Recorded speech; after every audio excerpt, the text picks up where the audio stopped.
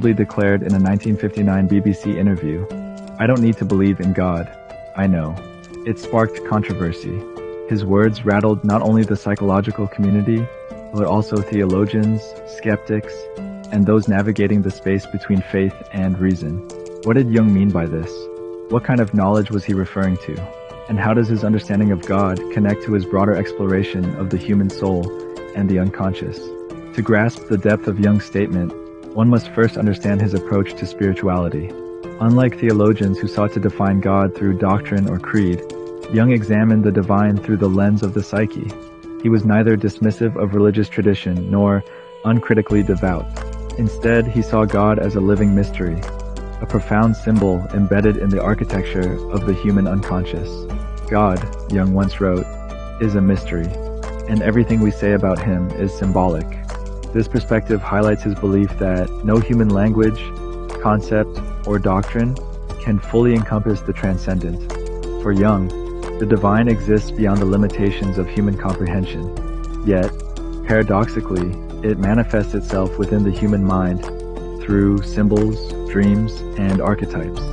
Jung's belief in God was deeply experiential, rather than dogmatic. He was not concerned with proving or disproving God's existence as a metaphysical entity. Instead, he focused on humanity's psychological and spiritual encounters with the divine.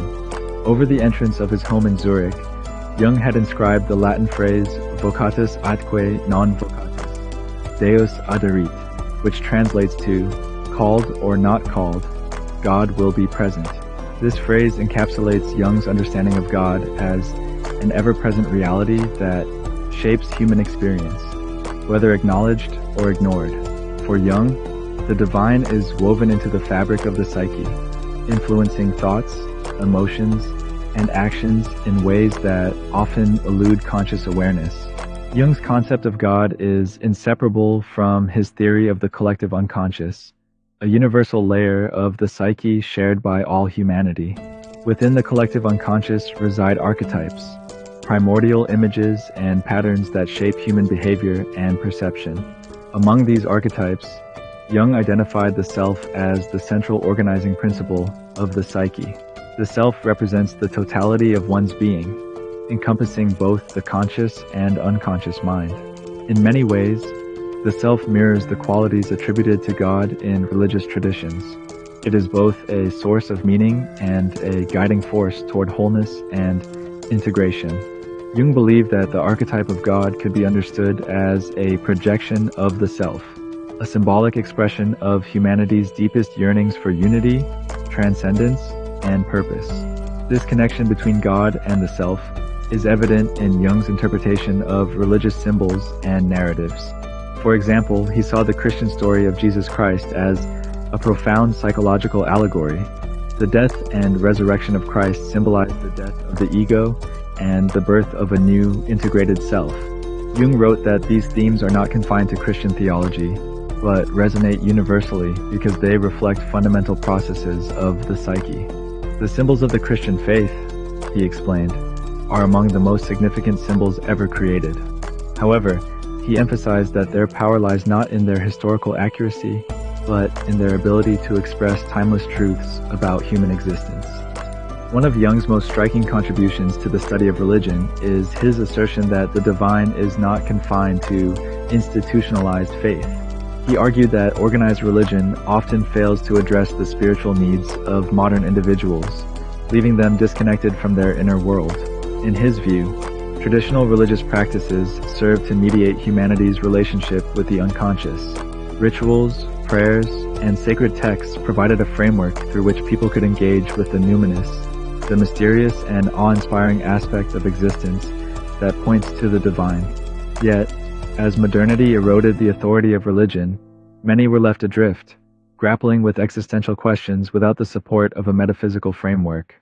This spiritual disorientation, which Jung called the loss of soul, manifests in various forms of psychological distress, including anxiety, depression, and a pervasive sense of meaninglessness. He believed that reconnecting with the unconscious through individuation, the process of integrating all aspects of the psyche, was essential for healing. Individuation is not merely a psychological endeavor, but a deeply spiritual journey. Jung described it as a path toward wholeness or self-realization, akin to the mystical quest for union with God. He wrote, "Individuation means becoming an individual, and insofar as individuality embraces our innermost, last, and incomparable uniqueness, it also implies becoming one's own self." For Jung, the path of individuation often involved confronting the shadow, an archetype representing the repressed and unacknowledged aspects of the psyche. Engaging with the shadow is a humbling and transformative experience that mirrors religious notions of repentance and redemption. Similarly, encounters with the archetype of the wise old man or the great mother evoke spiritual themes of guidance, protection, and renewal. These archetypal figures, Jung argued, are psychological expressions of humanity's relationship with the divine. Jung's exploration of dreams provided him with some of the most compelling evidence for the reality of the unconscious and its connection to the divine. Over the course of his career, he analyzed tens of thousands of dreams, observing recurring motifs and symbols that transcended cultural and historical boundaries. These dreams often featured images of light, wholeness, and transformation, symbols that Jung associated with the Numinous. He believed that such experiences offered glimpses into a deeper reality, a dimension of existence where the boundaries between the individual and the transcendent dissolve. One of Jung's own dreams illustrates this point. He dreamt of a golden temple rising from the depths of a lake, surrounded by radiant light. For Jung, this vision represented the emergence of the self from the unconscious, a moment of profound spiritual insight. He described the experience as a turning point in his life, one that deepened his conviction that the psyche is not merely a repository of personal memories and desires, but a gateway to the infinite. Jung's willingness to engage with religious and spiritual themes set him apart from many of his contemporaries in psychology. While figures like Sigmund Freud dismissed religion as an illusion rooted in wish fulfillment, Jung approached it with a sense of reverence and curiosity. He did not view religious belief as a crutch for the weak-minded, but as a vital expression of humanity's quest for meaning. At the same time, he was critical of dogmatism and warned against the dangers of conflating symbols with the realities they represent. "The shoe that fits one person," he remarked, "pinches another. There is no recipe for living that suits all cases." In his later years, Jung became increasingly vocal about the spiritual crisis of the modern world. He lamented the rise of materialism and the decline of spiritual values, which he saw as symptoms of a deeper disconnection from the unconscious. "The modern man," he wrote, "does not understand how much his rationalism has put him at the mercy of the psychic underworld. This underworld, populated by repressed emotions and unacknowledged fears, often manifests in destructive ways when ignored." Jung believed that reconnecting with the unconscious was not only a personal task, but a collective imperative. He warned that humanity's failure to address its inner conflicts could lead to catastrophic consequences. Despite his critiques of organized religion, Jung did not advocate for its wholesale abandonment. Instead, he called for a reevaluation of religious symbols and practices in light of modern psychological insights. He argued that religion must evolve to meet the needs of contemporary individuals, offering them tools to navigate the complexities of the unconscious. "Our time certainly demands some new thought regarding religion," he wrote, "as we cannot continue to think in a medieval way when we enter the sphere of religious experience." Jung's conviction that he knew God was rooted in his own profound encounters with the Numinous. These experiences were not confined to mystical visions or ecstatic states. They also emerged in the quiet moments of introspection and the deep exploration of the psyche.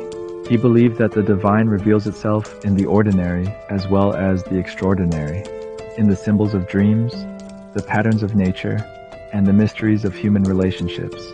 For Jung, the search for God was inseparable from the search for meaning, and both were central to the human experience. In reflecting on Jung's legacy, it becomes clear that his understanding of God transcends traditional definitions.